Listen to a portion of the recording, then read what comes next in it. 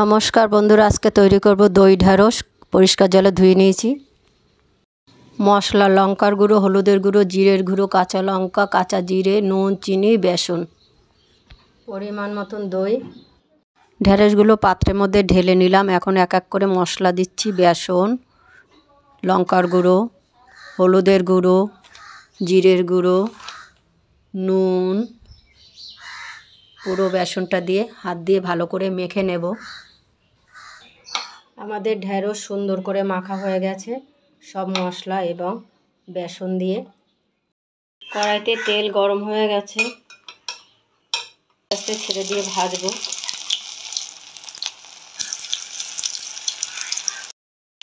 ওলট পালট করে ভেন্ডিগুলো অল্প ভেজে নেব, সবুজ ভাব যাতে থাকে।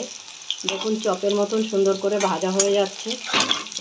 দ্বিতীয়বারের জন্য কড়াইতে আবার ঢ্যাঁড়স দিলাম, এগুলোও ভাজা হয়ে গেছে। 100 দই নেব, ভালো করে দইটাকে ফেটিয়ে দেবেন, না হলে পরে দইটা গোটা গোটা থাকবে, সবজিটা ভালো লাগবে না। জিরা লাল করে ভাজা হয়ে গেছে, মশলা জলে গুলে দিয়ে দিলাম। মশলাটা কষা হলে দই দেব।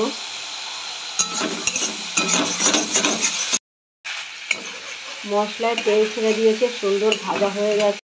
ভাজা মশলার মধ্যে দই ফেটানোটা দিয়ে দিলাম, একটু ভাজা হবে।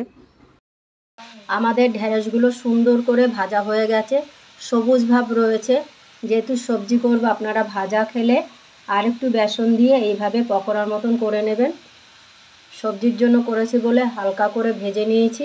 বেসনটা ভাজা হয়ে গেছে মানে আমাদের ঢ্যাঁড়সটা পুরোপুরি ভাজা হয়েছে।